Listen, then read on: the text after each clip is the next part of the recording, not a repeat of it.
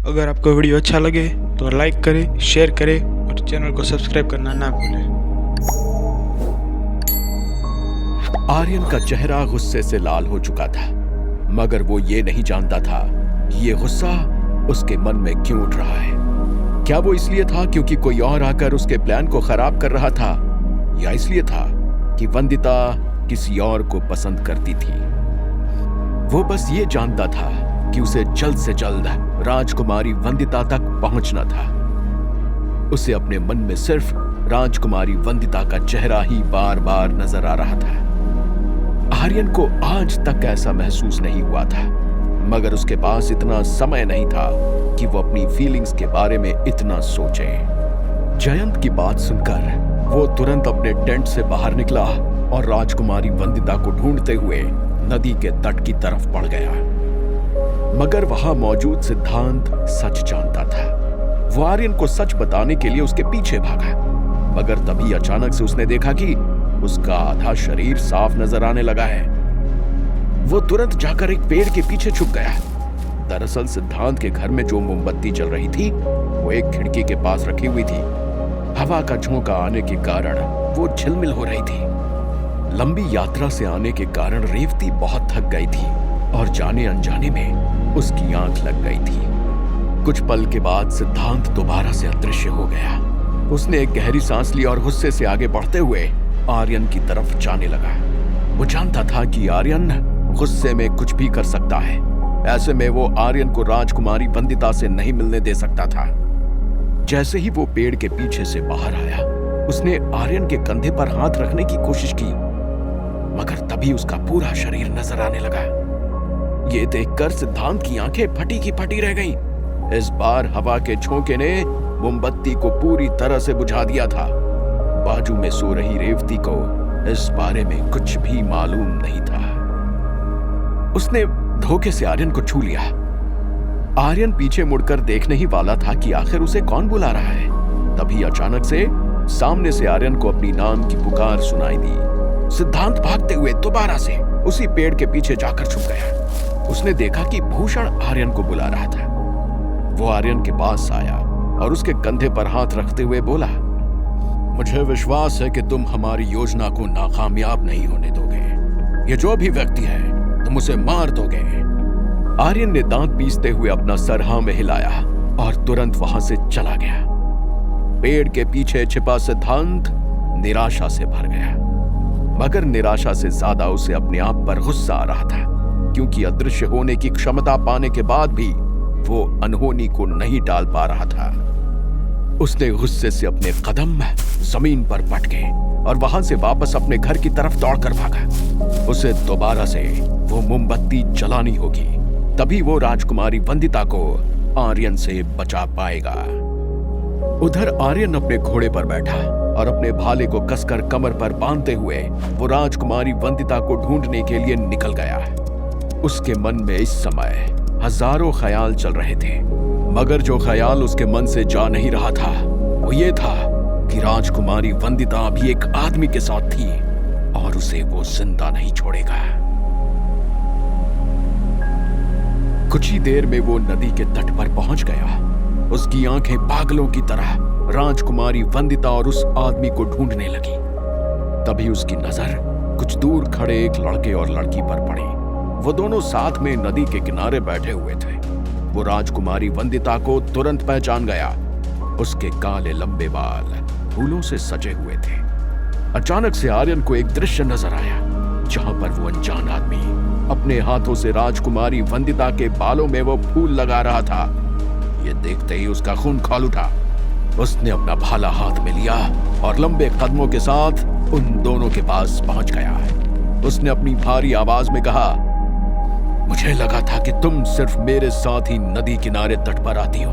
मैंने कभी नहीं सोचा था कि एक राजकुमारी इतनी गिरी हुई हरकत कर सकती है। उसकी बात सुनकर राजकुमारी वंदिता तुरंत अपने पैरों पर खड़ी हो गई। उसके साथ बैठा हुआ आदमी भी चौंक कर खड़ा हो गया। राजकुमारी वंदिता के चेहरे पर कंफ्यूजन साफ नजर आ रही थी। उसने कुछ कहने के लिए अपना मुंह खोला, लेकिन आर्यन ने उसे इतना समय ही नहीं दिया। उसने अपना भाला हवा में उठाया और वहां मौजूद उस आदमी के ऊपर वार करने लगा। ये देखकर राजकुमारी वंदिता डर से चिल्लाने लगी, मगर आर्यन के कानों में कोई भी आवाज नहीं पहुंच रही थी। मगर राजकुमारी वंदिता के साथ बैठा हुआ आदमी भी कोई कमजोर नहीं था। उसने अपनी कमर पर बंधी हुई तलवार निकाली और आर्यन से लड़ने लगा। राजकुमारी वंदिता चिल्लाते हुए उन दोनों को ही रोकने की कोशिश कर रही थी, मगर दोनों एक दूसरे को इस तरह से देख रहे थे कि मानो आज उन दोनों में से कोई एक ही वापस घर जाएगा। आर्यन ने अपनी युद्ध कला की शक्ति का प्रदर्शन करते हुए भाले को हवा में घुमाया और पूरी ताकत के साथ उसे उस आदमी की तरफ फेंका। उस अनजान आदमी ने भी आर्यन के वार का सामना करते हुए अपनी तलवार सामने की। जैसे ही दोनों हथियार हवा में टकराए, एक जोर का विस्फोट वहां गूंज उठा, जिसके कारण नदी का पानी भी हिल गया था। वो दोनों ही एक दूसरे की ताकत देखकर चौंक गए, मगर अगले ही पल उस अनजान आदमी के चेहरे पर एक शैतानी मुस्कान आ गई। उसने राजकुमारी वंदिता का हाथ पकड़कर उसे अपने पीछे कर लिया। ये देखकर आर्यन का खून और खौल उठा।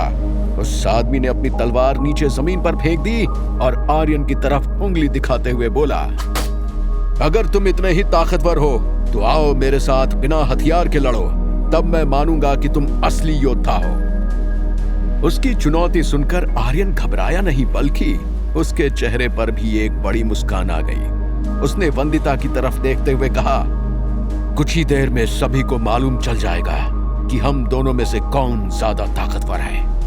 वो वंदिता के सामने अपनी ताकत प्रूफ करना चाहता था। वो उसे बताना चाहता था कि उसने किसी और आदमी को चुनकर कितनी बड़ी गलती की थी। वंदिता आर्यन का बर्ताव देखकर बहुत ही चौंक गई थी। उसने आर्यन को इतने गुस्से में कभी नहीं देखा था, मगर उसे समझ नहीं आ रहा था कि आर्यन इस तरह से गुस्से में क्यों था। उसने आगे बढ़कर उन दोनों के बीच में आने की कोशिश की, पर उस आदमी ने इशारा करके उसे पीछे जाने को कहा। उसने वंदिता की तरफ देखते हुए कहा, तुम पीछे हट जाओ, मैं भी देखना चाहता हूं कि आखिर इसमें कितना दम है। इतना कहकर वो दौड़ते हुए आर्यन की तरफ बढ़ा और उन दोनों की झड़प होने लगी। आर्यन ने एक मुक्का उस आदमी के चेहरे पर मारा। अगले ही पल उसके होठों से खून बहने लगा। उस आदमी ने अपने होठों से खून पोंछते हुए आर्यन की तरफ उबलते गुस्से के साथ देखा और हवा में उड़कर उसे एक जोर की लात मारी। उस लात के पीछे इतनी ताकत थी कि आर्यन नदी में गिरते गिरते बचा। उन दोनों के बीच इसी तरह लड़ाई चलती रही। वंदिता ने कई बार बीच में आने की कोशिश की, लेकिन हर बार उसे पीछे कर दिया गया। वही सिद्धांत ने जैसे ही अपने घर पहुंचकर बुझी हुई मोमबत्ती को देखा तो वो गुस्से से लाल हो गया। उसकी नजर बाजू में सो रही रेवती के ऊपर पड़ी। वो रेवती पर गुस्से से चिल्लाने वाला था, लेकिन वो जानता था कि इसमें उसकी कोई गलती नहीं है। इसलिए उसने अपने गुस्से को संभाला और उस मोमबत्ती को जलाते हुए वहां से चला गया। उसे जल्द से जल्द नदी किनारे पहुंचना था। वही आर्यन और उस आदमी के बीच लड़ाई थमने का नाम नहीं ले रही थी। एक घुसा खाकर आर्यन वंदिता के कदमों पर जा गिरा। वंदिता ने तुरंत झुककर उसे जमीन से उठाने की कोशिश की, मगर आर्यन ने तुरंत उसके हाथ झटक दिए। वो चिल्लाते हुए बोला, मुझे अपने गंदे हाथों से मत छुओ, मुझे नहीं पता था कि तुम इस तरह से मुझे धोखा दोगी। वंदिता उसकी बात अच्छे से समझ पाती उससे पहले ही उस आदमी ने आर्यन को खींच लिया और उसे जमीन पर गिराकर मुक्के पर मुक्के मारने लगा। वंदिता आर्यन को इस तरह से दर्द में नहीं देख सकती थी, इसलिए वो अपनी तेज आवाज में चिल्लाई, भैया रुक जाइए, वो मेरा दोस्त है। अगर आप उसे इसी तरह मारते रहे तो वो अपनी जान खो देगा। जैसे ही आर्यन ने सुना कि वो आदमी कोई और नहीं बल्कि वंदिता का भाई था, उसकी आंखें अचंभे से बड़ी हो गईं। उसने तुरंत अपनी पूरी ताकत लगाकर वंदिता के भाई को नीचे जमीन पर गिरा दिया और अपने कदमों पर खड़े होते हुए बोला, भाई, ये तुम्हारा भाई है? वंदिता ने अपने आंसू पोंछते हुए हाँ में सिर हिलाया। आर्यन ने गुस्से से आंखें बंद कर ली, मगर इस बार उसका गुस्सा किसी और के लिए नहीं बल्कि खुद पर था। उसे यहां आते ही वंदिता की बात सुन लेनी चाहिए थी, मगर आर्यन ने अपने गुस्से को अपने दिमाग पर काबू पाने दिया। वंदिता का भाई दोबारा से उस पर वार करने के लिए आगे बढ़ा, लेकिन इस बार आर्यन नीचे जमीन पर अपने घुटनों पर बैठ गया। वो न जाने क्यों बहुत ही अचंभे में आ गया था। ये वही आर्यन था जो बिना किसी डर के किसी भी शहर में जाकर वहां की तिजोरियां लूट कर आ जाता था, मगर आज वो अपने आप से बिल्कुल भी खुश नहीं था। वंदिता ने तुरंत अपने भाई को रोक लिया। उसने अपनी धीमी आवाज में पूछा, आर्यन, आखिर तुम्हें हुआ क्या है? तुम इस तरह से व्यवहार क्यों कर रहे हो? तुमने यहां आकर मेरे भाई पर वार करना क्यों शुरू कर दिया?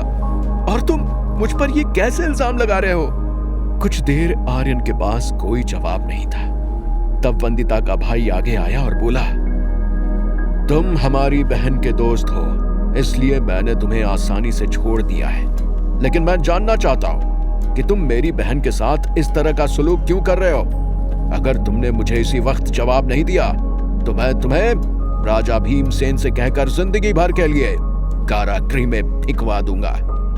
उसकी बात सुनकर आर्यन को डर नहीं लगा था, बल्कि जिंदगी में पहली बार शर्मिंदगी महसूस हो रही थी। उसने बिना कुछ सोचे समझे वंदिता और उसके भाई को नुकसान पहुंचाया था, मगर उसे खुद समझ नहीं आ रहा था कि आखिर वो इतना उग्र क्यों हो गया था। उसकी जिंदगी में पहले भी कई लड़कियां आई थी, मगर वो उनके साथ एक रात बिताने के बाद उनकी तरफ दूसरी बार देखता भी नहीं था। फिर राजकुमारी वंदिता में ऐसी क्या बात थी कि जैसे ही उसने सुना कि वो किसी और आदमी के साथ थी तो आर्यन के दिल में कांटे क्यों चुभे थे? आर्यन को अपनी ही भावनाओं को समझने में बहुत समय लग रहा था। वंदिता और उसका भाई अभी भी आर्यन का जवाब सुनने के लिए इंतजार कर रहे थे। आर्यन ने अपने हाथों की मुट्ठी बांधी और अपनी जगह पर खड़ा हुआ। उसने राजकुमारी वंदिता से नजरें मिलाई, मगर इस बार माहौल कुछ अलग था। राजकुमारी वंदिता की तरफ देखते हुए आर्यन को अचानक से ऐसा लगा कि जैसे उसके चारों ओर बहार आ गई हो। आर्यन के चेहरे पर एक बड़ी मुस्कान आ गई। वहीं दूसरी तरफ सिद्धांत के मन में चिंता बढ़ती जा रही थी। वो भागते हुए नदी किनारे पहुंचने ही वाला था कि तभी उसकी टक्कर जयंत से हो गई। क्या होगा आगे? क्या आर्यन राजकुमारी वंदिता से सच में प्यार करने लगा था? क्या सिद्धांत जिसे रोकने के लिए वहां आया था उसे रोक पाएगा? क्या जयंत और भूषण अपने मकसद में कामयाब होंगे? क्या चल रहा था वर्तमान में? क्या वेदिका और उसके साथी दुष्यंत के बने हुए म्यूटेंट से बच पाएंगे? जानने के लिए सुनते रहिए। अगर आपको वीडियो अच्छा लगे तो लाइक करें, शेयर करें और चैनल को सब्सक्राइब करना ना भूलें।